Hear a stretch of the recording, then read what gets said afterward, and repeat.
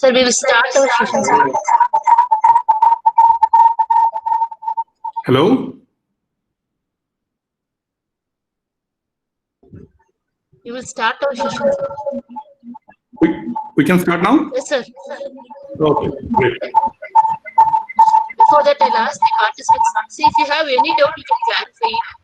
Yeah, sure. And please turn off the microphones because I am hearing some echoes. Yes, sir. Yes, sir. Oh, madam, everybody's asking attendance. Why, ma'am? Sir, attendance will be sent at the end of the session, sir. Okay, okay.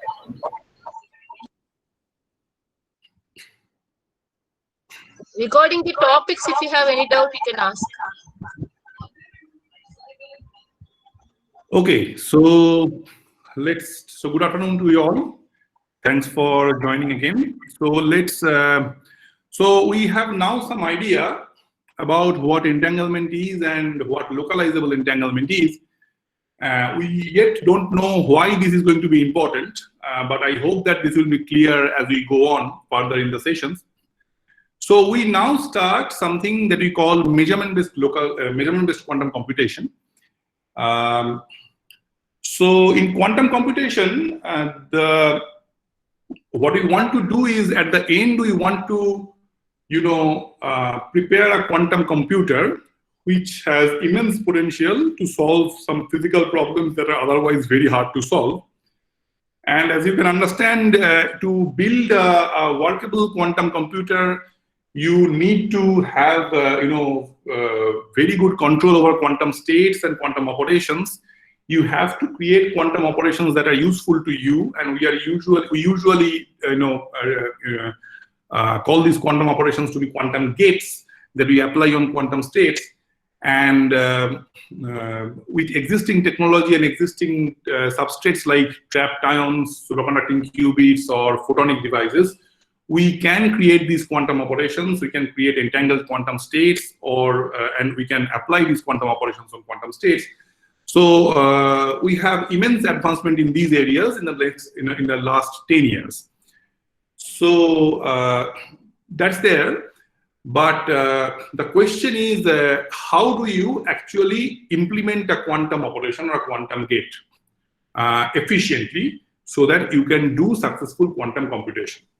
So the rest of the talk is going to be in, not the rest, I would say that the session on measurement-based quantum computation is going to be towards that direction, where I will tell you about a protocol where you can actually implement quantum gates on a quantum state by simply performing local projection measurement in Pauli basis.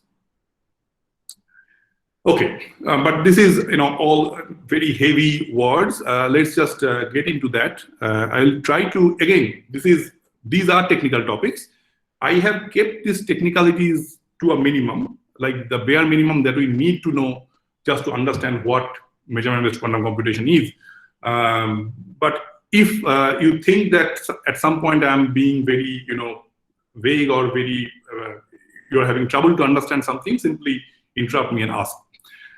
Okay, so for understanding measurement-based quantum computation, the concept that we first need to understand is what is called a graph state or a cluster state.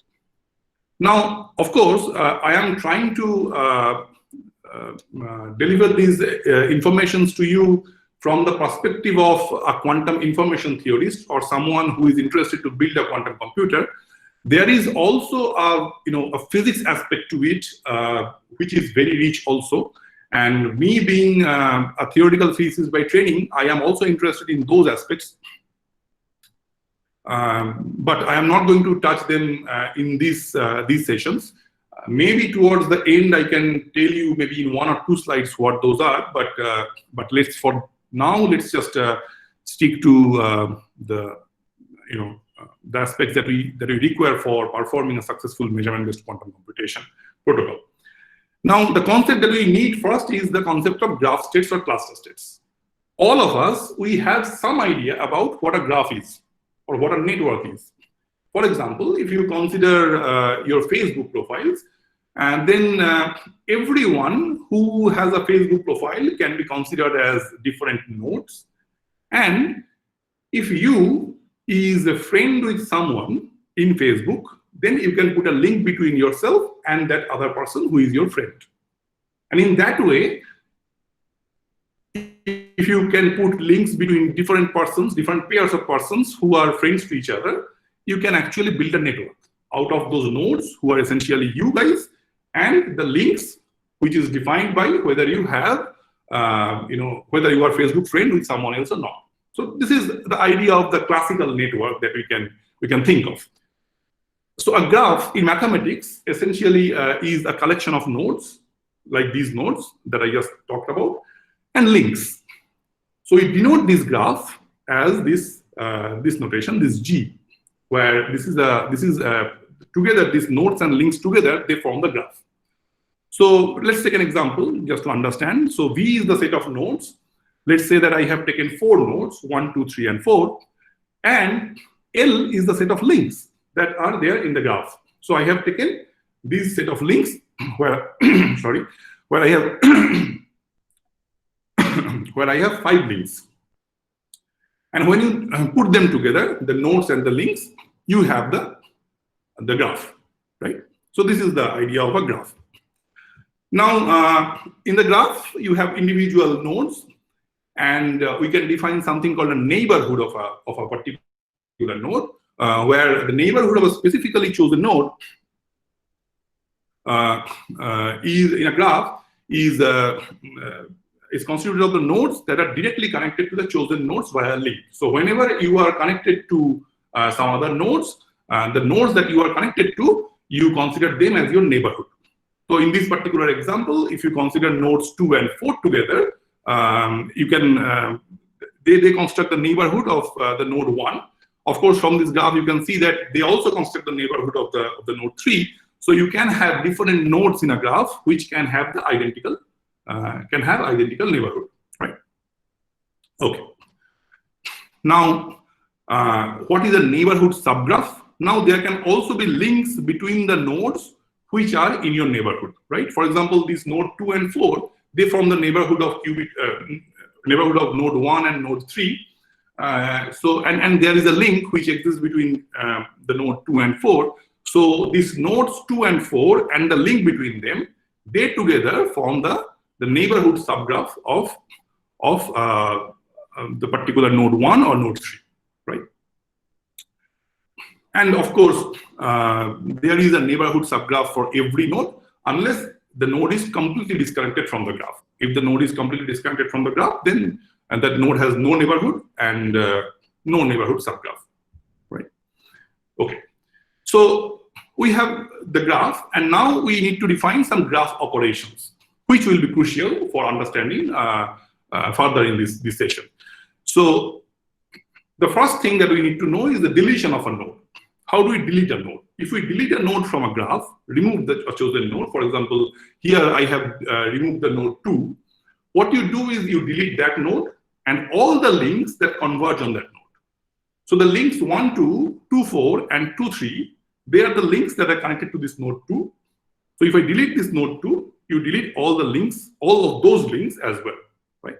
So at the end, after deletion, you get a new graph, which I have given as V prime L prime. Of course, you are modifying the set of nodes in the new graph because you have deleted node 2.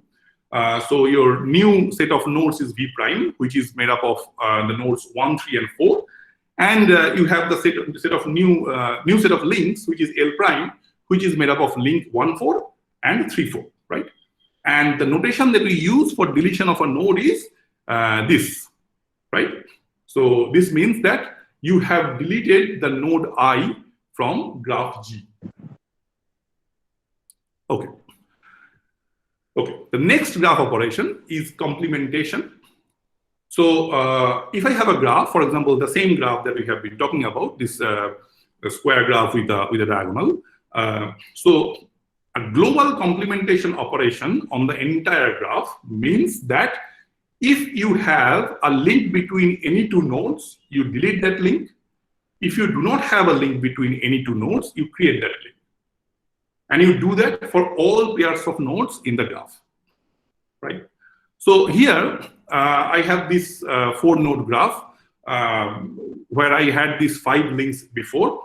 Now, the only pair of nodes between which I did not have a link is these nodes 1 and 3. So if I do a full complementation operation on this graph, what I would do is I will simply create a link between the nodes 1 and 3 and delete all the other links that were there, right? So here, remember that we are not deleting any node. We are keeping the set of nodes intact. So before and after the operation, the set of nodes V remains the same. However, I'm simply changing the links. So the set of links is going to change. So L has changed from L to L prime. Okay. Okay. Now that we know what global complementation is, now comes the most important operation that we are going to require for measurement-based quantum computation, which is called the local complementation operation. So for the global complementation, we were doing this deletion of node and deletion of link and creation of link for the entire graph, right? We are going to do the same thing, but for this time, we're going to do it for the neighborhood subgraph only. So again, let's do this example. So we have this graph of 4 nodes, 1, 2, 3, and 4. We have 5 links originally. And we know that the neighborhood subgraph of link, say, let's say node 1 is this nodes 2 and 4 with a link between them, right? Now, if I do a local complementation operation on the graph with respect to node 1, what I would do is, if there is a link between any 2 nodes that belong to the neighborhood subgraph of this particular chosen node, here I am choosing node 1, then I delete that link. And if there is not a link between a pair of nodes, which are again in the neighborhood subgraph, I create that link. So here I had this link between 2 and 4. If I do a local complementation operation with respect to node 1, I delete this link between 2 and 4, and that's it. Of course, if you do the local complementation operation with respect to node 3 here as well, you get back the same graph, right? Because symmetrically, this node 1 and node 3, they are equivalent with respect to the rest of the graph. Okay, so this is the local complementation operation. And you can do a local complementation operation with respect to every node in the graph. So if you have n number of nodes in the graph, there are n local complementation operations possible. Of course, some of them can be identical to some other of them, but in principle, you can have n different local complementation operations. Okay. Now comes the concept of graph state. Now that we know what a graph means, how do we prepare a graph state from a graph? So first of all, we need to place 1 qubit on every node of the graph. Okay, so I have this graph with 4 nodes. I place 4 qubits on every node, right? And then I will initialize the state on these qubits to some state that I want. Here I want the state to be plus. The plus 1 eigenstate corresponding to sigma X matrix. Okay. And lastly, if I am given a network, if I am given a particular graph, here I have been given this graph, for example, if there is a link between any 2 nodes, I will perform a controlled phase operation on those pair of nodes, if there is a link. Yes. So here I have sort of pictorially represented what I mean by preparing a graph state. So you have these 4 nodes. Initially, you place 1 qubit on every node. You initialize them in state plus. Every qubit in every qubit in the node, you initialize them in the state plus. Then, if there is a link between the nodes, for example, there is a link between 1 and 2, you perform a controlled phase operation on the nodes 1 and 2, and you keep doing that whenever there is a link between any 2 nodes in the graph. So I have total of 5 links in this graph. So I will do 5 such controlled phase operations. And at the end, we have seen already when we were discussing about entanglement that there are entangling operations. Controlled phase operation is one of them. I gave the example. And if you apply controlled phase operation on 2 qubits which are in plus state, we gave exactly the same example when we were discussing this controlled phase operation as entangling operation. You create entanglement, right? You create entanglement between these two nodes, these 2 qubits. So you keep doing that for all these 5 pair of qubits where there is a link, and at the end, what you get is an entangled state on these 4 qubits. So you can generalize this protocol. For example, if you have small n number of qubits in the graph state or small n number of nodes where you place 1 qubit on each node, then you initialize them in this state, which is plus tensor product over n qubits, and then you apply this controlled phase operation on a link which is denoted by this bracketed ij. I and j are the nodes in the pair. So as long as this link is there in the graph, you apply a controlled phase operation on the pair of nodes, on the pair of qubits on the nodes, and you get back this entangled state G. Now this is the state that we are going to call the graph state or a cluster state. That's a definition, right? And for ease of representation, we are going to, so every graph, if you have an underlying graph, you can actually create a graph state.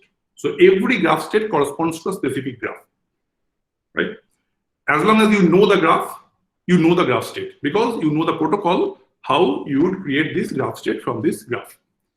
So every graph represents one graph state. In the following, in the rest of the session, what we will do is we will simply represent a graph state by an underlying graph, right? So if I draw this graph of 4 nodes, I'll simply know that I have applied controlled phase operations between qubit pair 1 and 4, qubit pair 3 and 4, and I have done nothing else, and that's it. Yeah.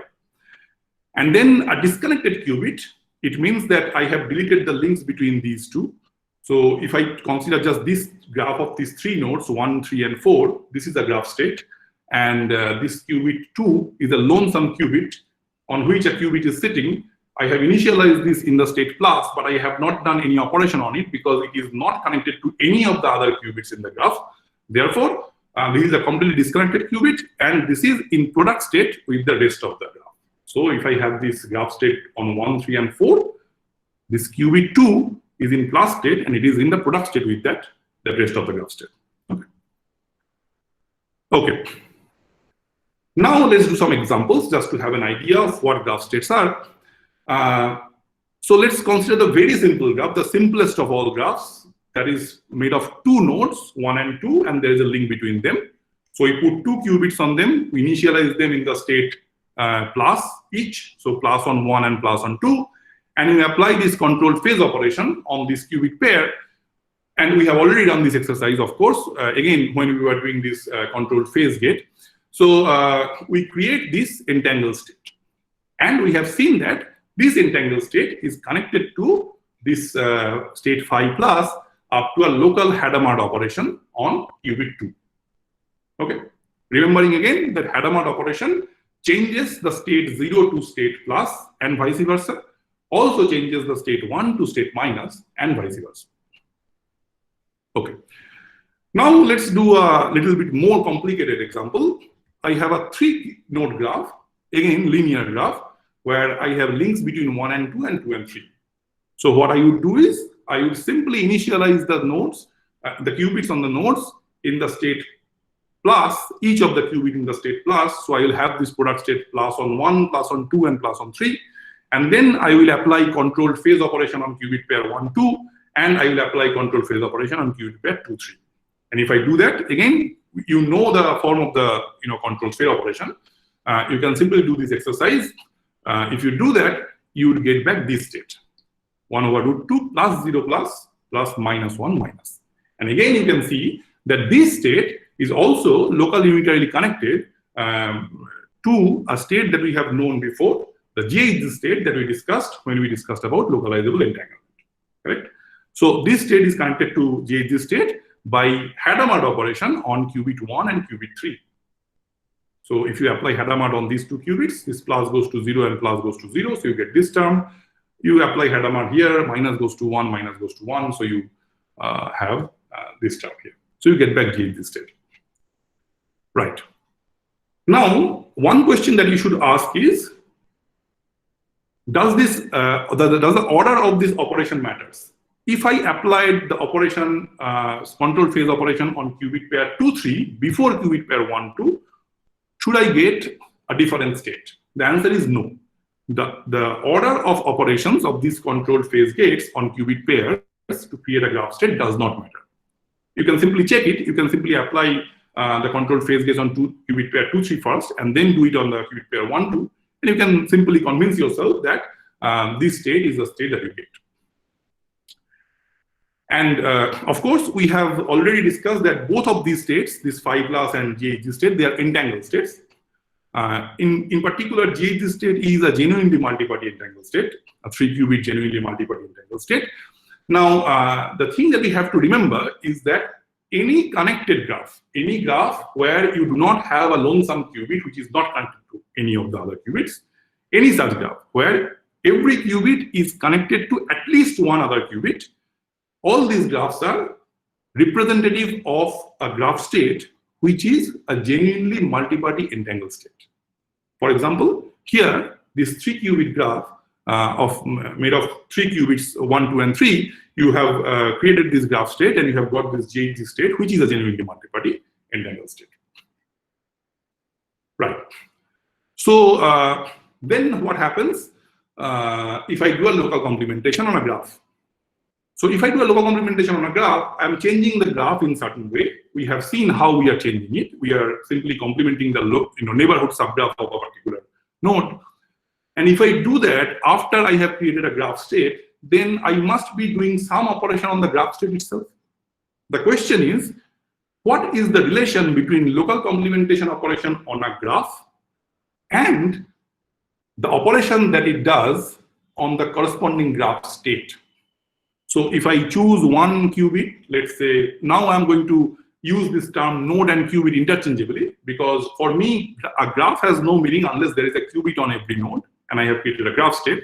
So I will simply consider that every graph is essentially representative of a graph state, and I will use these terms node and qubit interchangeably. So here I have one qubit A, and this is part of this graph state, which is sort of this cobweb graph state.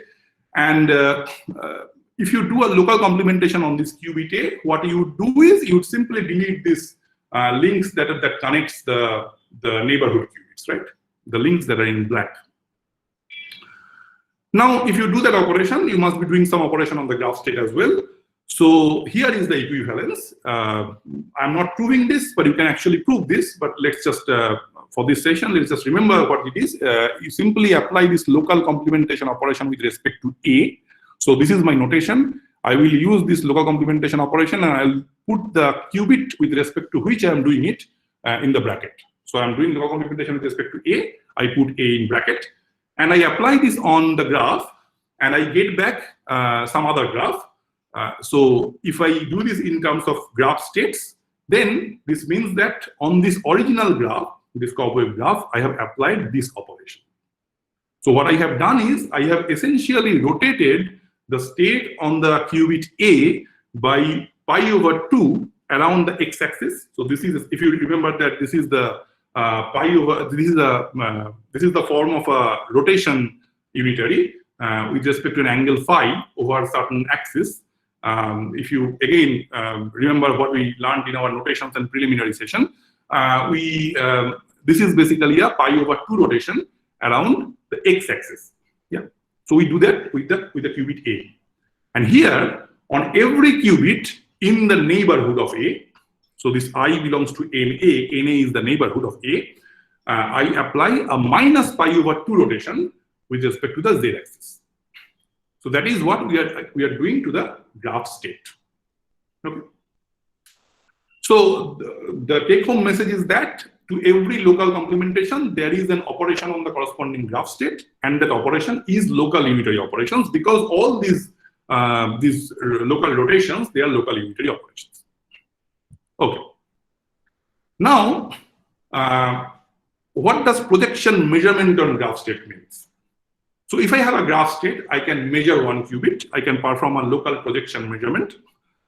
In this particular talk, we are going to only consider single qubit measurement in the basis of Pauli matrices.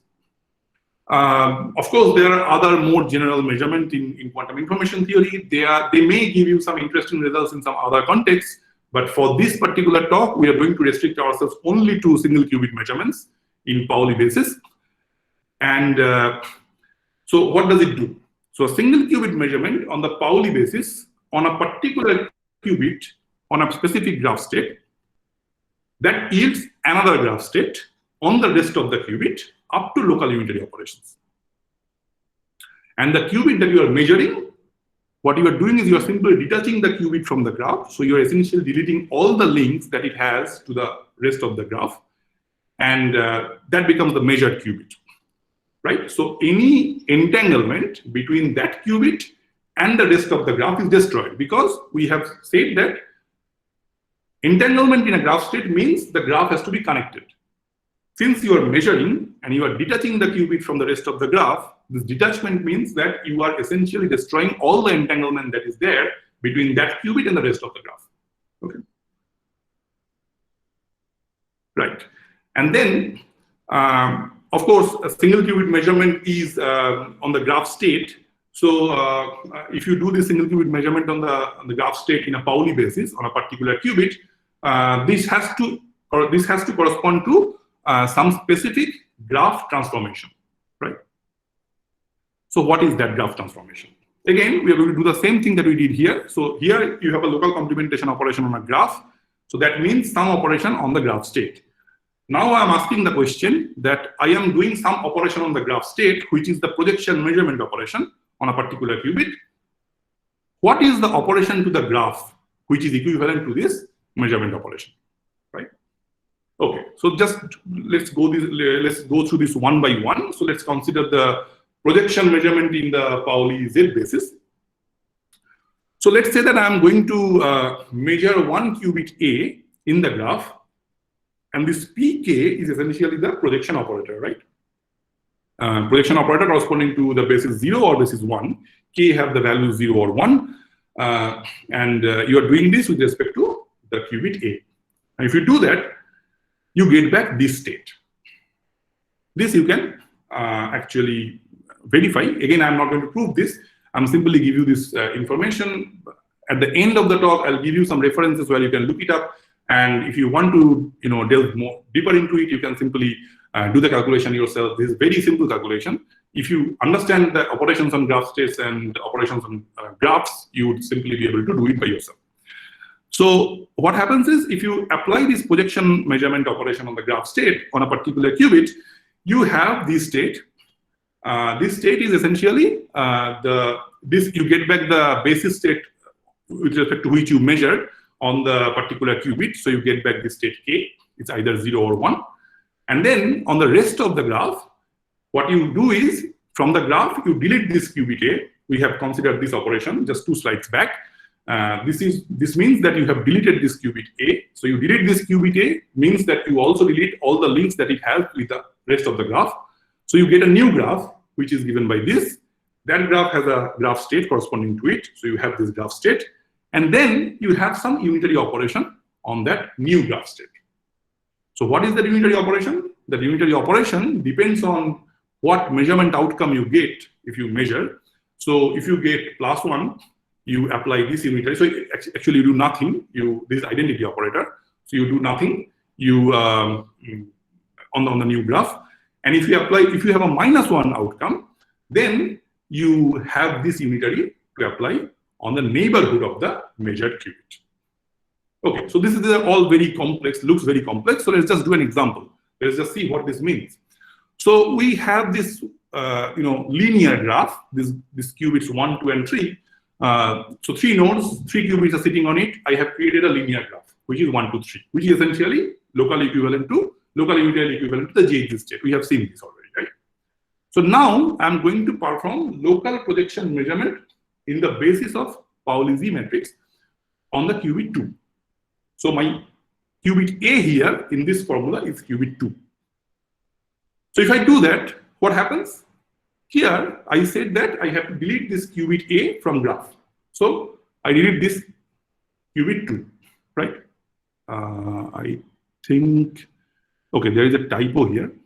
I think what will happen is, yeah, there. So, so you have this 3-qubit graph state. Now you measure on this qubit 2. So if you measure, what you do is you delete this qubit. That means that you take this qubit out and we go here. So you take this qubit out and you delete all the links that is connected to the qubit, right? So I have deleted these links 1, 2, and 2, 3. So this qubit 2 is not connected to the rest of the graph anymore. The rest of the graph is essentially these two disconnected qubit 1 and 3. Now, this is the result of this measurement on qubit 2. So you have a completely product state, right? This is again, of course, a graph state, but at the end, you have a completely product state. That means that you get back this plus, plus, and plus state on all the 3 qubits. And then you have to apply this unitary. This unitary is UKA. So basically, this means that if you have +1, you do nothing. So you apply nothing to this new graph. If you have -1, then you apply this unitary on the neighborhood. So you have these 2 neighborhood qubits, 1 and 3. So if you get -1 outcome, you apply this unitary sigma z on both qubit 1 and qubit 3. That's the idea. So that's how you translate a particular measurement, a single qubit projection measurement in the Pauli basis on a particular qubit in a graph to a graph operation on the graph. Right. Now we have 2 more examples of Pauli measurements. Of course, we have the Y measurement again. So Y measurement is a little more difficult because what you have to do here is essentially, again, I'm measuring in the Y basis. So it's basically plus I or minus I basis. And you get, again, +1 or -1 eigenvalues. So if you apply this Y measurement on a particular qubit A, what happens is in the graph term, you have to perform a local complementation operation, which is given by OLC with respect to this qubit A on the graph. So you get a new graph, of course. And then you have to delete qubit A from the graph, from the new graph. And that is your final graph corresponding to a new graph state. And then you apply this correction unitaries. This unitary is U plus minus I. When you get +1, you apply this unitary. You get -1 outcome, you apply this unitary. Of course, you see that both the unitaries, they apply to only the neighborhood qubits of NA because the other part is identity. And these unitaries are essentially Paulis, basically rotations around some Pauli Z matrix, rotation around Z axis. Okay, again in the graph term, it's always advisable to look at what is happening in the graph. So I have this longish linear graph, which is made up of 5 now nodes. And I'm going to do this measurement with respect to qubit 3. So my A, this chosen A is 3 here. Now I do a local complementation with respect to 3. So I just put the links that are not there in the neighborhood. The neighborhood is just 2 and 4. So there is no link between 2 and 4. So I simply create this link, right, between 2 and 4. And then the next step is deleting this qubit A. So from here, I delete this qubit 3. Deleting qubit 3 means you actually delete, you take this qubit 3 separate, and then you also delete this link 2, 3, and 3, 4. So now my new graph is these nodes 1, 2, 4, and 5. The links are 1, 2, 2, 4, and 4, 5. And you take out qubit 3. So this qubit 3 is in product with the rest of the graph. So this is the operation on the graph for a Y measurement. And as you go on with Pauli measurements, the operation becomes more and more complex. So this is basically the X measurement. Okay, so I'll just explain this because this is good, this is informative, and you can actually apply this because I will ask you to apply this at some point. So, so if you do a X measurement, if you perform measurement in the plus or minus basis, this is the thing that you do. This is a very complicated operation on the graph. So what you do is you choose one qubit B from the neighborhood of A, any one of them. You do a local complementation with respect to that. Then followed by that, you do a local complementation with respect to the qubit A. So you get a new graph, this entire thing. You delete qubit A, and on that full thing, you do another local complementation with qubit B, the one that you have chosen earlier. And you have these corrections, of course, on the different qubits. But again, it's good to do this graph language thing. So just to understand, I have again this 5 qubit graph. I am performing measurement on qubit 3. So now I have neighborhood of 2 qubits, 2 and 4. The subgraph contains 2 links, 2, 3, and 3, 4. Now I choose the qubit B to be 4. This is my choice. You can choose qubit 3 and do qubit 2 and do the same thing, but I'm choosing qubit 4. So let's see what happens. If I choose qubit 4 and do a complementation, I create this link 3 to 5. Then the next step is I have to do local complementation with respect to qubit 3 itself, right? Because this is the second operation. This local complementation with respect to A. A is 3 here. So if I do that, I get this graph. Again, a little more complicated graph. Now you take 3 out. That means that you delete all the links that are converging on 3. So if you do that, then this is the remaining graph on 1, 2, 4, and 5, and you have this qubit 3 separate, right? So this is what happens if you do this graph operation. Now this is all very difficult to remember at the end.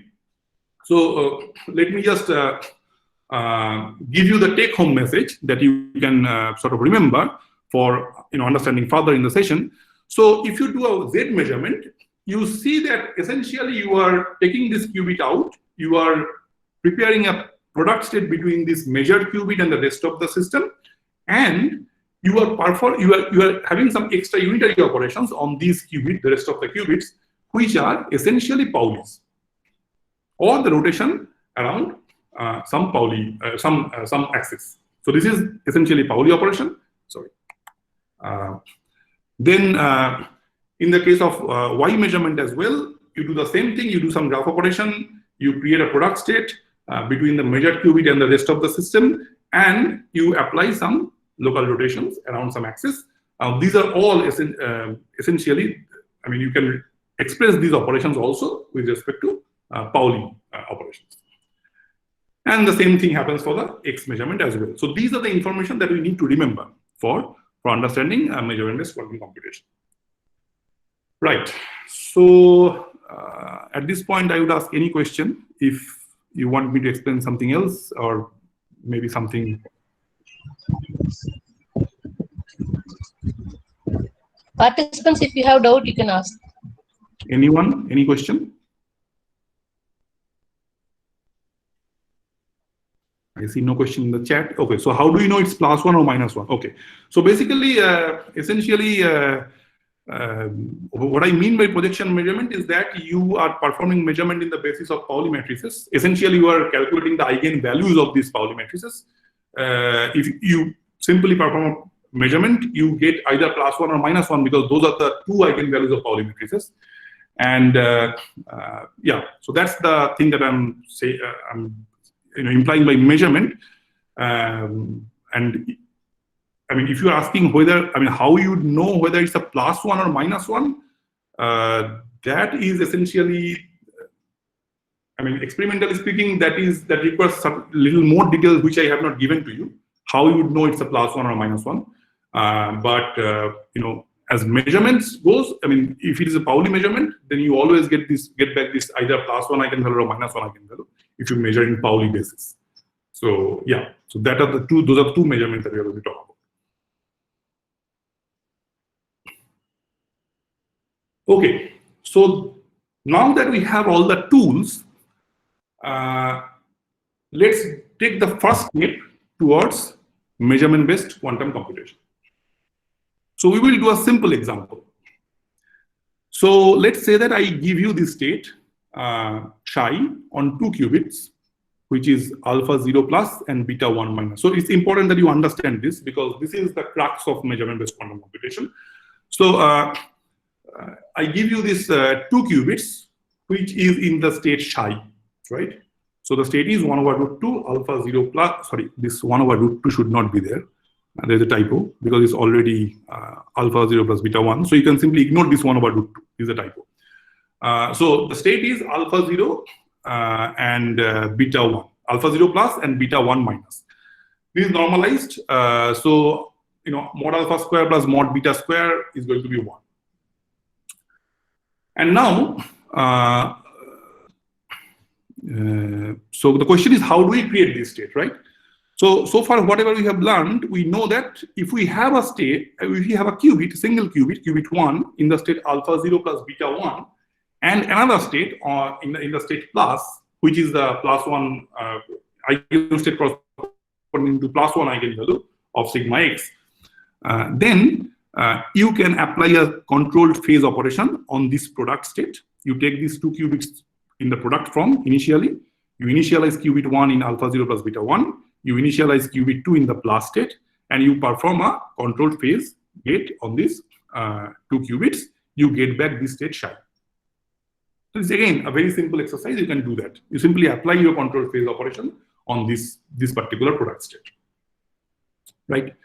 And this is very easy to understand because if you put alpha and beta to be 1 over root 2, you also get plus on qubit 1. So plus and plus on qubit 1 and 2, if you apply control phase gate, you essentially get 1 over root 2, 0 plus plus 1 minus. So that's what you get if you put here alpha equals to 1 over root 2 and beta equals to 1 over root 2. So it's very easy to see that this is the correct state. Again, let me remind you, this 1 over root 2 is a typo. Don't consider that. Okay. Now, in the next step, I give you one basis with respect to which you will perform a projection measurement. So this is my basis, B plus minus, on qubit 1, let's say. So this is my basis. So this is performing projection measurement with respect to this basis, essentially performing this operation on qubit psi. You can do this operation once again. It's very easy. And if you perform this, you get back this particular state. Again, here this 1 by root 2 is a typo because I have put alpha beta here. So these 1 by root 2 and this 1 by root 2 you simply ignore. So basically, this B plus minus is on the state 1 because you have already measured it. So you have projected the qubit 1 to B plus or B minus depending on your projection operator, and you get back this state alpha plus or minus beta e to the I phi minus on qubit 2. Correct? So this is some exercise that you should do. This is an instructive exercise. You can simply apply whatever you have learned about linear algebra and operations on quantum states. You can do this exercise and you get back this state. Right. Okay. So now what I am doing here. So essentially, if you remember the block sphere picture, this state alpha 0 plus beta 1, that can be anywhere on the surface of the block sphere. You can parameterize alpha and beta as cos theta over 2 and e to the I phi sin theta over 2. Again, of course, choice of this tells you that this remains normalized, the qubit remains normalized, and you can do that. And then, again, remember, this is what we call the rotation around the axis alpha. So rotation about an angle phi with axis alpha. So this is what we have as the unitary operator for that. So if you remember this, you can easily see that this state alpha plus minus beta e to the I phi minus, this state on the qubit 2 is essentially what you started from qubit 1, from qubit 1, which is alpha 0 plus beta 1. This you started with on qubit 1. And if you apply these extra operations on qubit 1 state, you get back this state. So essentially, this whole the whole point of doing this exercise is that I have given you a protocol where you measure qubit 1 in this 2 qubit state in a particular basis which I have given to you. And by doing that, you have essentially transferred the state of qubit 1, which was alpha 0 plus beta 1 earlier here, to qubit 2 now, up to some local unitary operations. Now this M is essentially 0 or 1. I mean, it depends on the measurement outcome. This sigma x matrix either would be there if M equals to 1, it will not be there if M equals 0, it will be identity. Even if you forget this, there will be an rotation around the z axis with an angle phi. You have the rotation operation here, and you have the head amount, right? So you have transferred this state of qubit 1, which you started with, this alpha 0 plus beta 1, to qubit 2. up to some local unitary operations, right? Okay, so that means, so there is another way of saying this. You can also think of it as you have actually implemented a gate operation, some local unitary operation on the state of the qubit alpha 0 plus beta 1. So by doing this whole exercise, you have implemented this particular gate or this particular unitary operation on the state of the qubit. So once again, all I did is give you one 2 qubit state, entangled state, which is related to the graph state. And I told you to measure it on a specific qubit in a specific basis. And by doing so, you created one unitary operation on the qubit state. So this is the crux of measurement-based quantum computation. So what is that? So we will use an entangled state, which is the so-called graph states of the cluster state. I told you that they are all genuinely multi-party entangled states. And they are going to be our central physical resource. And then I will allow you to perform some single qubit projection measurement on the entangled state, on different qubits, on different specifically chosen qubits, depending on what operations you want to implement. So the central tool for implementing a specific quantum gate will be these projection measurement operations. And that is why implementing quantum gates in this way and driving a quantum computation protocol is called measurement-based quantum computation, because you are using projection measurement as a tool to drive this quantum computation protocol. Now, this scheme is also called one-way quantum computation because, as we have seen, if you perform a projection measurement on one of the qubits, you essentially destroy all the entanglement that is there between that qubit and the rest of the system. So you essentially keep on destroying the correlations. And at the end, if you keep on performing measurements, you keep on destroying this entanglement. And at the end, you destroy the entire cluster state. So once you perform a measurement, you cannot come back. So you can only drive this computation forward. So that's why it's called one-way quantum computation, because you can only go forward once you start measuring the computation. There is no option of coming back, starting again from the original resource state, which is the graph state that you started with. So that is why it's called one-way quantum computation. And using this protocol, by using cluster states and local projection measurements in Pauli basis, a quantum logic network can be simulated. Of course, by quantum logic network, I mean that a quantum network where you apply different gates on different qubits. It can be made of 2 qubits, 3 qubits, or multiple qubits. You want to perform different gates on different gate operations on different qubit to maybe create a quantum state or do some quantum operation on a quantum state. Essentially, we call this quantum simulation. So that's why quantum logic network can be simulated using this one-way quantum computation protocol. So that is the basic idea of quantum computation, measurement-based quantum computation. Okay. Sir, one question. Yes, That, yes. If you don't define this, let's say, local projector operator, then also whether you can relate this projection operation to an unitary transformation, like gate kind of thing, whatever you have related. Am I clear to my questions? Yes. Okay, let me see whether I understand you correctly. You are asking that if I do not perform local projection operations, Any projection will give us the same concept, or it has to be local? the local It's not a particular state. No, the local local doesn't mean that it has to be in a particular state. Local here, it means that the projection measurement will be on a single qubit. So this measurement is local to the qubit.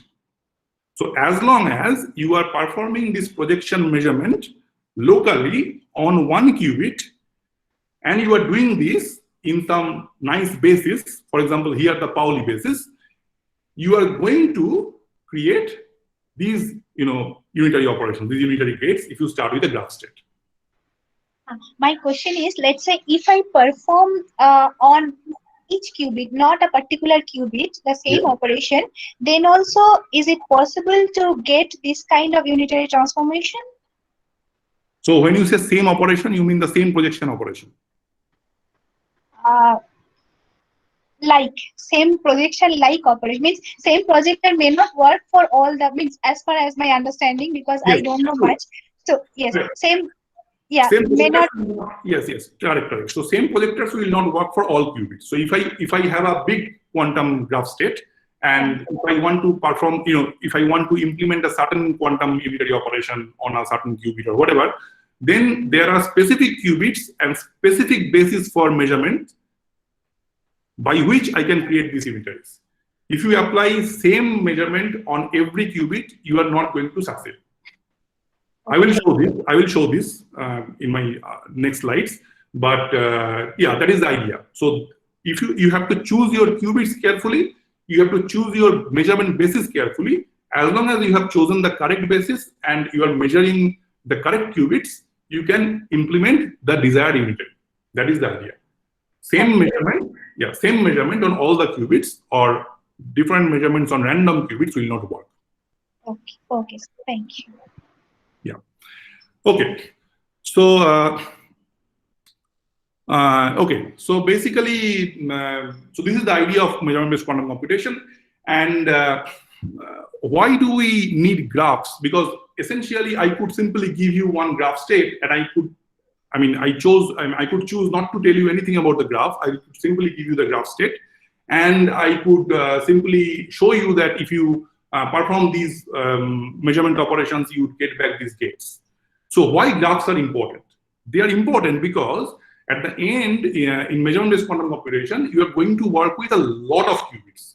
Because if you want to implement a big circuit, you will see in a few minutes maybe that if you want to implement a big circuit, then you need a lot of qubits. And we know that with the number of qubits increasing, the dimension of the Hilbert space, again, I did not define in the Hilbert space because I did not have space, but so basically, so if you put it this way, if you want to express the quantum state of this many qubit system, then the number of terms that are required to express this quantum state, this number increases exponentially with the number of qubits. So if you have 2 qubits, the number of terms that you need is 4. If you have 3 qubits, it's 8. So it increases to the n. N is the number of qubits. So it becomes huge very quickly. So and it will be very difficult to handle them in pen and paper to write those huge quantum states and do operations on them.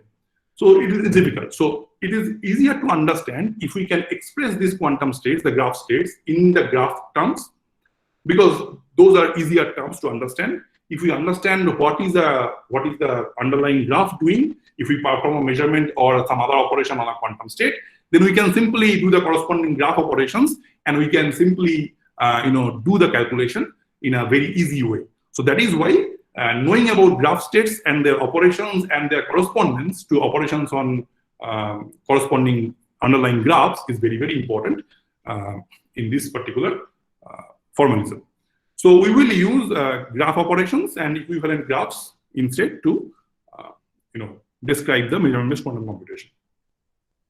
Okay, so let's formally introduce what we mean by measurement-based quantum computation.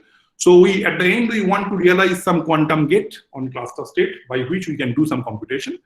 So we will have to have specific graphs, and corresponding state will be a very specific state if we want to implement a specific gate.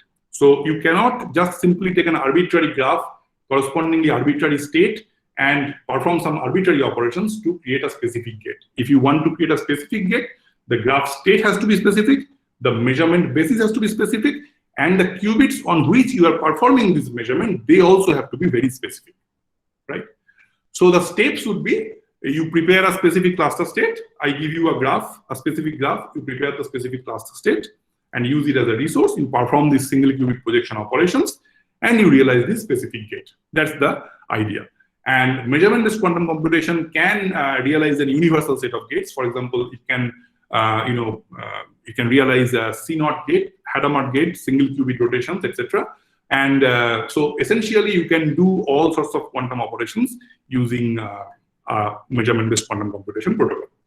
So to be concrete, and since we understand it best when we do it with an example, I will show you how you can create a Hadamard gate and a C0 gate. So one is a single qubit gate, Hadamard gate, that changes the state plus to 0 and state minus to 1 and vice versa.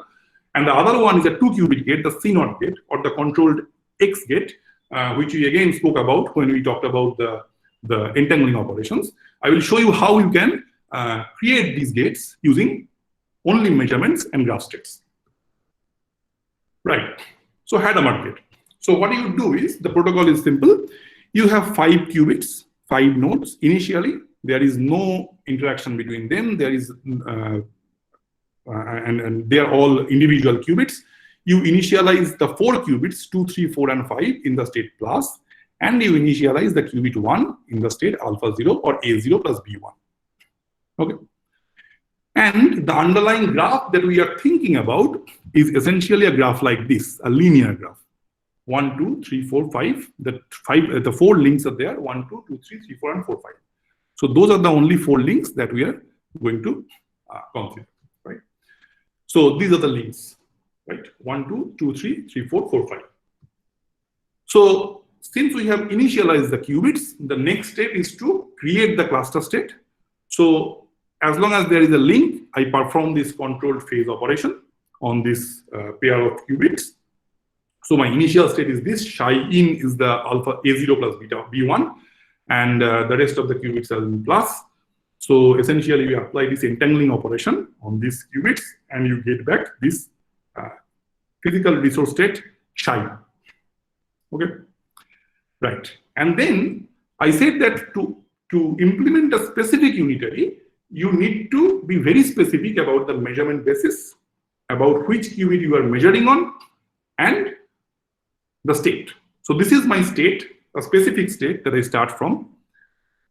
Then I tell you that you have to perform measurement operation, projection measurement with respect to sigma x basis on qubit 1, and projection measurement with respect to sigma y basis on 2, 3, and 4.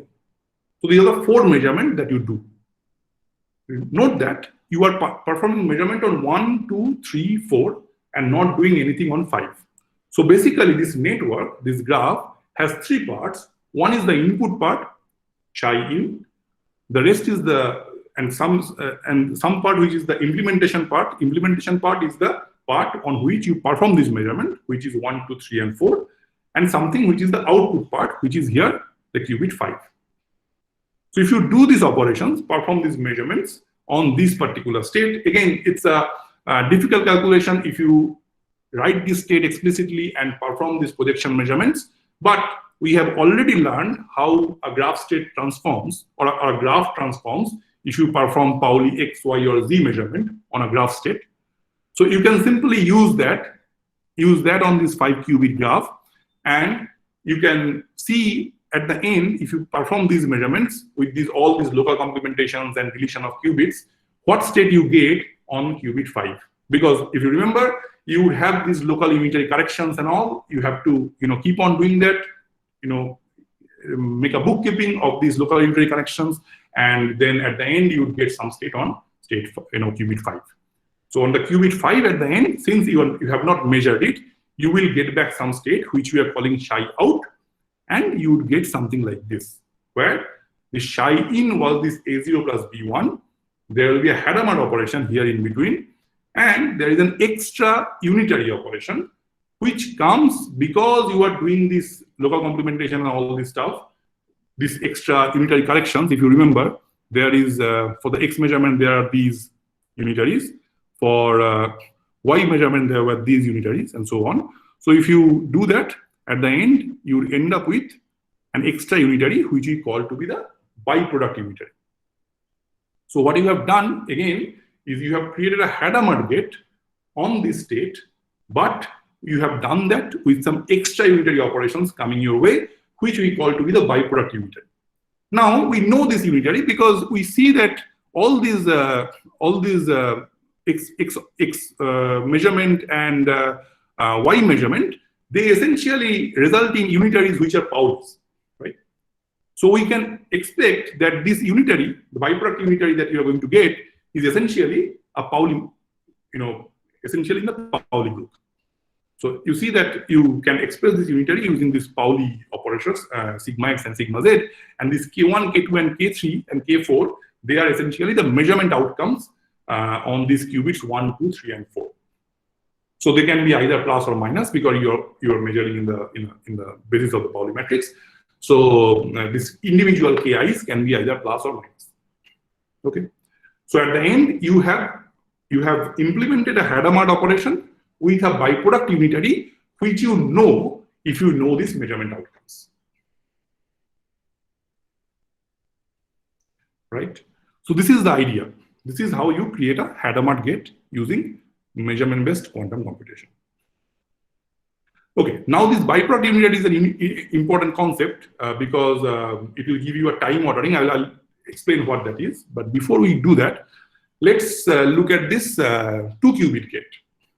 Now, as you see that things become more complicated if you go from 1-qubit gate to 2-qubit gate. Here, you have to have this particular graph, a very specific graph of 15 qubits if you want to implement a CNOT gate. Now, you create this state. Again, the input state, again, is a 2-qubit gate, remember. So your input state has to be 2-qubit input state. Output state has to be 2-qubit output state. We take the input qubits to be 1 and 9. We have some state psi in on 1, 9, which is a 2-qubit state. Remember, it has to be a 2-qubit state. So you can write it in the basis 0, 0, 0, 1, 1, 0, 1, 1. So this is the input state. And the rest of the qubit you initialize in the state plus. And then you apply these controlled phase unitaries as we do to create this cluster state. So this is an entangled state now. Now after you do that, except this qubits 7 and 15, you measure all the other qubits in these particular bases that I have shown on the slide. So you see it's either X or Y, always Pauli basis. And if you do these measurements, you again get back a 2-qubit state on qubits 7 and 15, which is related to the input state psi in with this unitary operator, this controlled X operator, CNOT operator, and with the byproduct unitary. Of course, as we have already seen, these XY and XY measurements on different qubits in the graph language, they will create these extra unitary corrections, and those will be there. So at the end, you will end up with a byproduct unitary here also. Right? So now if I give you a square lattice, let's say, in the form of a network, and I put different qubits on the square lattice, that you can simply consider as the general physical resource state, a cluster state, where you can actually implement this single qubit and 2-qubit unitaries, right? Because you can take one portion of the graph and create a CNOT gate. You can take another portion of the graph, you can create a Hadamard gate, and so on. And you have to know where you have to measure and in which basis you have to measure. So that is the whole idea of measurement-based quantum computation. Okay, but that is not all. There are some other intricacies in this measurement-based quantum computation, some question that naturally arises. So I will go through them one by one. So let's say that I have given you a square lattice, a square network, two-dimensional network, which is like this, and I want to create some quantum gate in that network by performing local projection measurements on Pauli basis on specific qubits. So I tell you that please implement a Hadamard gate on this cluster. Now, for implementing the Hadamard gate, you would require only these 5 qubits or any other 5 qubits in a chain in this particular square graph. Yes, that's very easy to see because the Hadamard gate is simply just a linear graph here with some measurements on the qubits on the linear graph. So I give you a square graph. I tell you that you have to implement a Hadamard gate. You have to have only these 5 qubits, and you can do that. But then there are other qubits in the graph. What do you do with them? So you have to have a way to discard these qubits from the graph. Now, in the implementation terms, if you talk about physical implementations in the lab, if I give you, a collection of qubits which are arranged in a graph like this, it's always very difficult to actually introduce a new qubit in the graph or take a qubit out physically from the graph. It's difficult. The easier thing would be to come up with some operation which would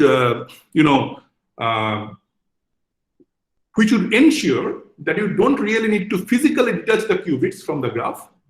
The qubits can be there, but they will be ineffective. How do we do that? The process is that you have to measure each of the rest of the qubits, the gray qubits here in this particular graph, in the sigma z eigenbasis. Why? So let's remember again why the sigma z eigenbasis is important. So if you perform a measurement on a qubit in a graph in the sigma z eigenbasis, then you essentially detach the qubit from the rest of the graph, right? Because you are deleting all the links that are converging to the qubit. So that qubit is in product state with the rest of the graph. The only problem is that you have some extra unitaries that can come, because if you get -1 outcome, your neighboring qubits will have some unitary corrections. So here, in this particular, creating this Hadamard gate, you have to apply these Z measurements on all the other qubits. You do that. But then, let's say this first qubit, qubit 1, is connected to these 3 qubits by a link. So if you perform Z measurement on these 3 qubits, essentially, if the measurement outcomes are -1 on each of them 3, then you are essentially applying a sigma Z correction on this qubit. So by just applying the sigma Z measurement, you are not only creating this, this desired cluster, desired graph state for the Hadamard gate, you are also generating certain correction unitaries due to these measurements, which comes on the qubits, the desired qubits in the desired cluster state, which is a problem, because then you are not essentially generating the state that you require, but you are generating the state which is local unitary equivalent to some other state. And these local unitaries will be there. So what do we do with that? Now, as it turns out, this is not a problem, because these corrections are what? Either the sigma Z or identity. If you have a -1 outcome, you apply a sigma Z to the neighboring qubit. If you have a +1 outcome, you do nothing. So the corrections are either sigma Z or identity. Yes. And if it is identity, you are happy because you don't have to do anything. Identity does nothing on a quantum state. The only problem is that it can also give you a sigma Z. But then the important part is having a sigma Z. So here, these capital Zs are essentially sigma Zs. Having a sigma Z doesn't create a problem because they're absorbed in the measurement. So suppose I tell you that you have to measure in the Pauli basis. If you measure in the sigma Z basis, then this projection operator you can simply write in terms of Pauli matrices like this, where this K can be 0 or 1. If it is 0, then it's basically if it is 0, then it's basically identity plus sigma Z. If it is 1, then it's identity minus sigma Z. So you have 2 projectors, right? Now this commutes with the sigma Z, any sigma Z unitary. So basically, this simply, goes through.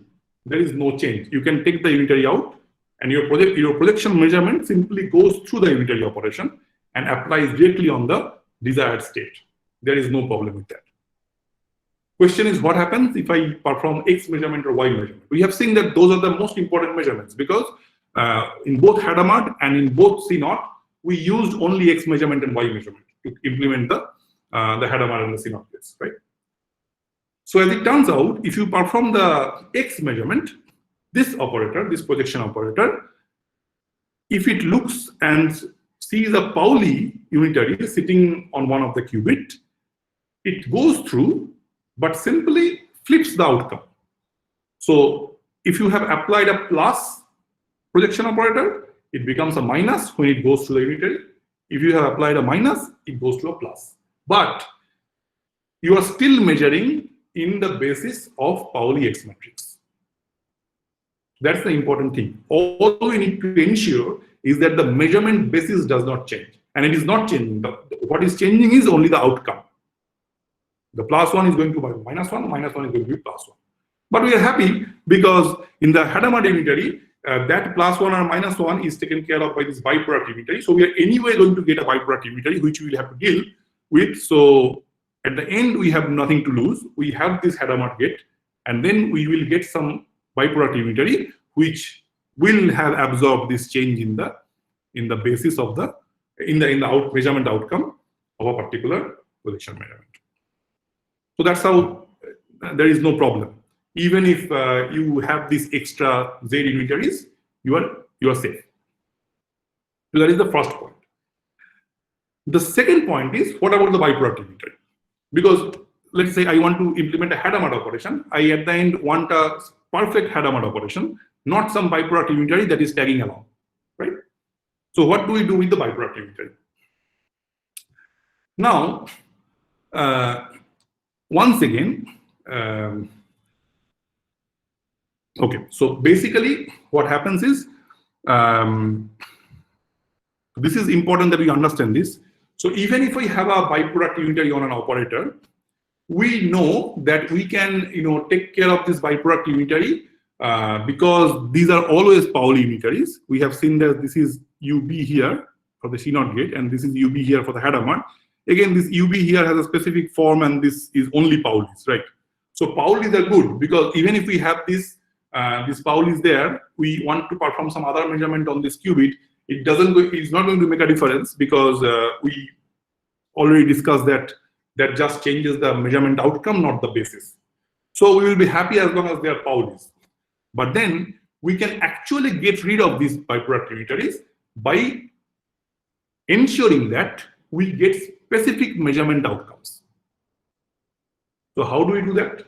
Suppose that I want to, let's say, I'll give you an example.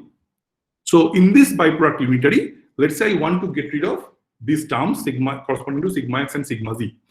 Now, you see that I can get rid of this sigma z part very easily if I get a K2 outcome to be +1 and K3 to be -1, or vice versa, right? So if I know that I have got an outcome K2 which is +1, all I have to ensure is to get an outcome -1 on the third qubit.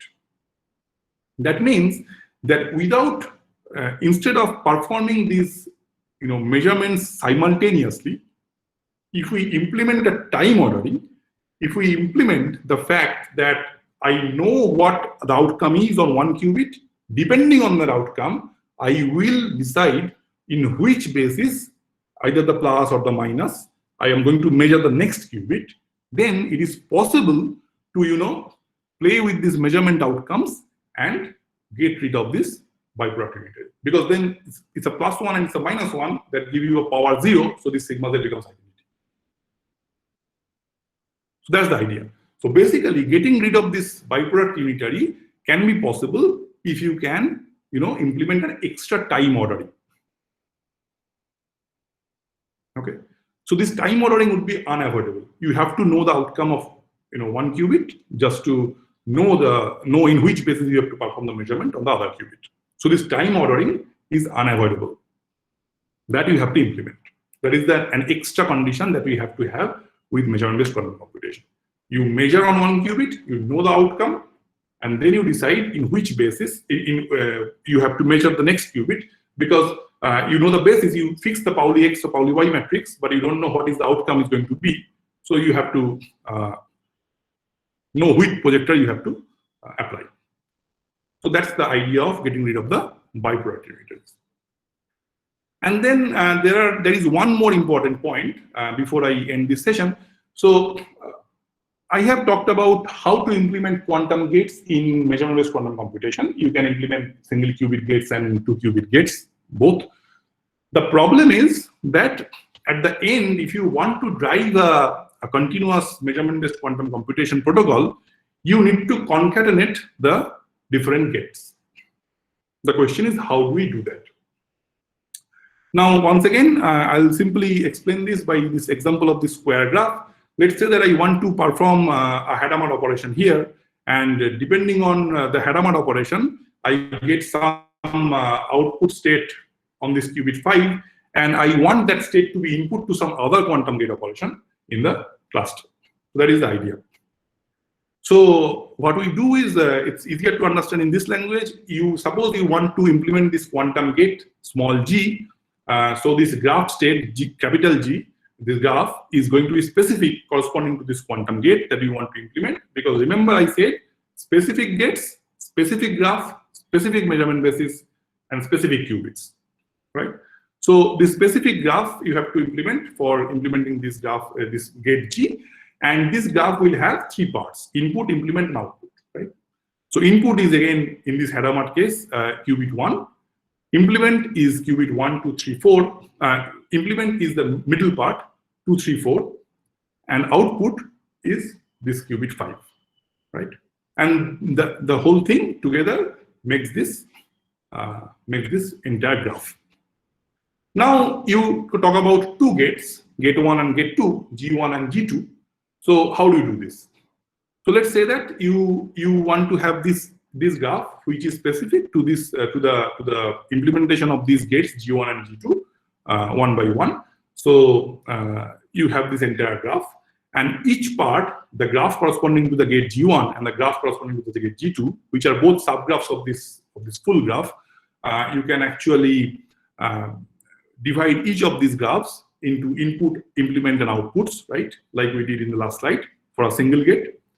And then here, the output of this gate 1 is going to be the input of this gate 2. Yes? So this is how you are going to do. And you can do this with 2 possible strategies.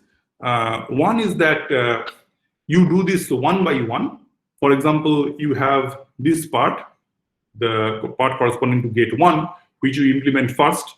Implement gate 1, the input, implement, and output. This is the gate 1, and this is gate 2.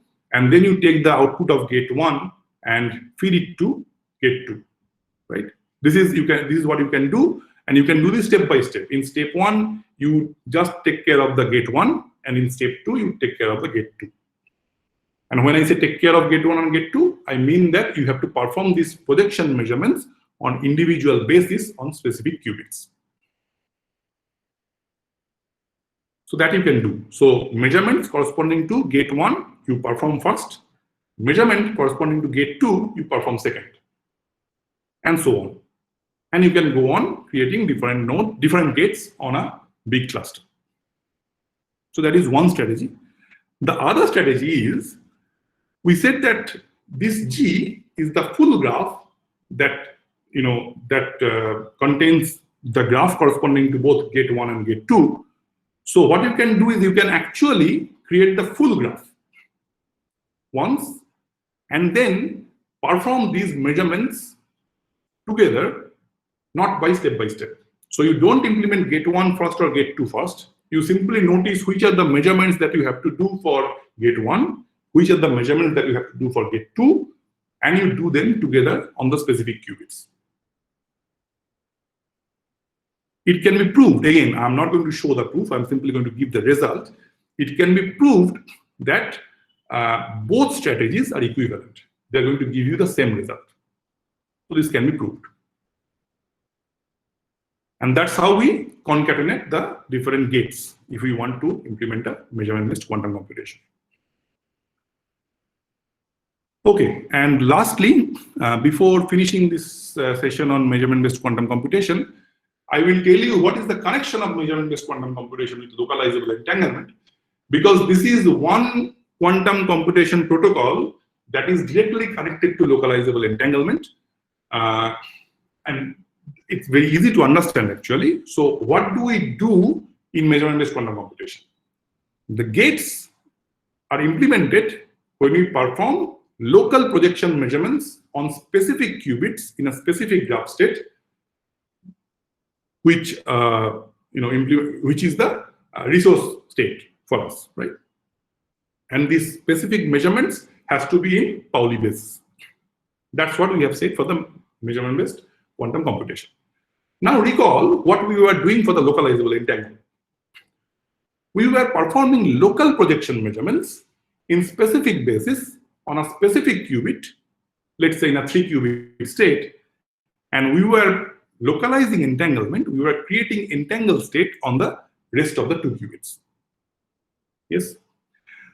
So measurement-based quantum computation and localizable entanglement are interconnected because if you are performing a measurement-based quantum computation, once you perform one measurement on a given qubit, that measurement cannot be such that the rest of the qubits are unentangled, because you have to create a graph state, a legitimate graph state on the rest of the qubits, and graph states are always genuinely multi-party entangled.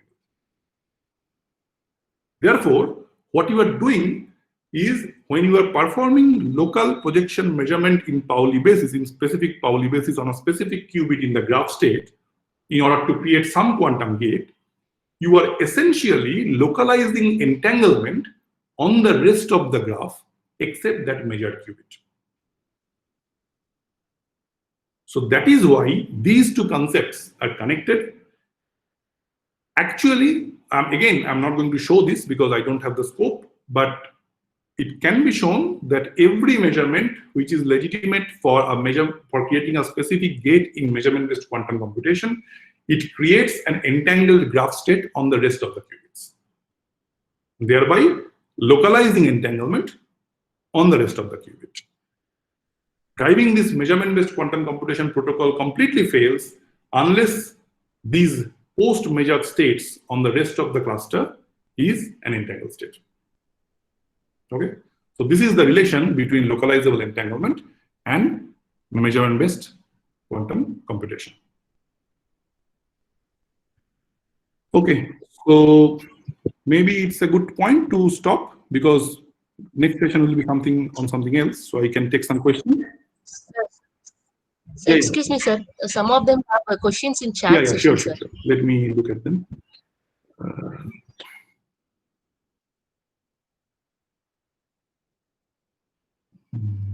So if in 0 plus, whether plus refers to basis or a qubit. Okay, so let me go back.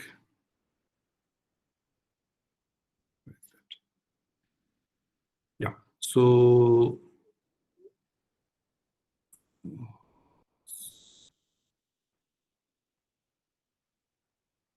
yeah, so here 0 plus, that's what you mean, right? Is it something that you are asking?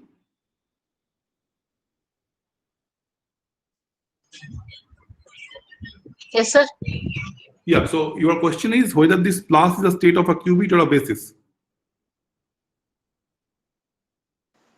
Yes, sir. So the plus and minus, the eigenstates of sigma x, they also form a basis for a qubit.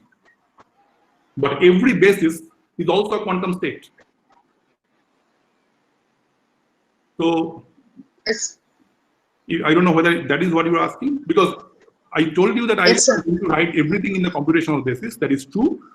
You can also express this plus on this qubit 2 as 1 over root 2 0 plus 1. Of course, you can do that, and then you can expand this and you can write this in fully in the state of fully in the basis of 0 and 1, the computational basis, both on qubit 1 and qubit 2. What I have So can we write 0 0 plus 1 1, sir? Alpha 0 0 plus beta 1 1. Yeah, you can do that, but that will not work here because this is a specific state that we started from, and if you want to get this state, the final state on the qubit 2, you have to start with that. So this is not a 0 0 plus 1 1 state, but this is something else. You can put the explicit form of plus, which is 1 over root 2 0 plus 1 here, and explicit form of minus, which is 1 over root 2 0 plus 0 minus 1 here, and expand this state. And then you have written this state in the basis of 0 and 1, the computational basis. But here what I have done is I have actually written this where I have written the first qubit in the basis 0 and 1 and the second qubit in the basis plus and minus.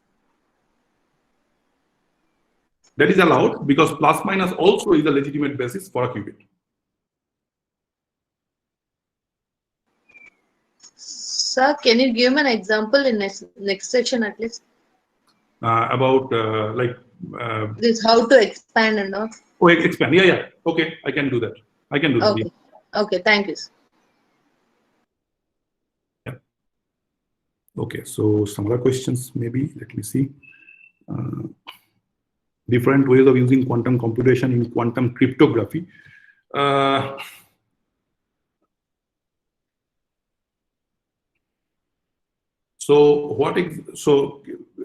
Can you explain what you mean by quantum computation in quantum cryptography? Because quantum cryptography is something that we use to perform secure quantum operations. For example, if you want to communicate using quantum mechanics, you want to increase your security, you can use quantum cryptography. That is something that we can do. But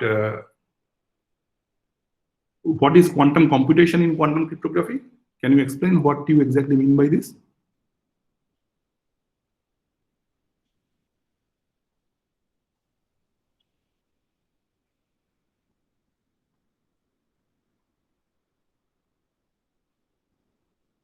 Anyone who asked this question?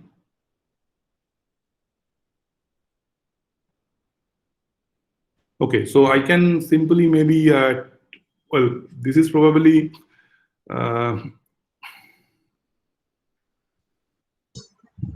Sir, sir, here anyone have doubt regarding this session?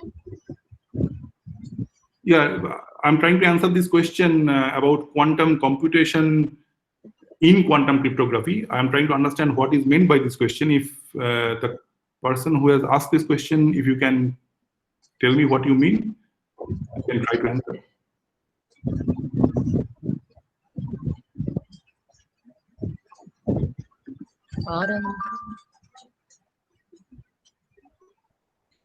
Aradhana, are you here?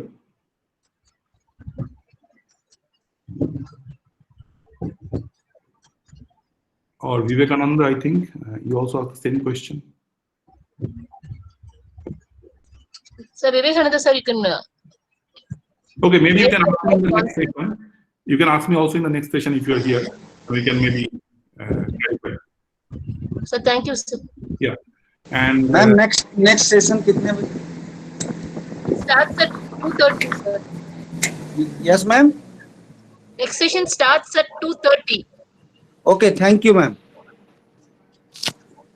okay, so we end this session here, and we can start at next session at 2:30. Yes. Yes, sir. Yes, sir. Okay. Thank you, sir. Okay.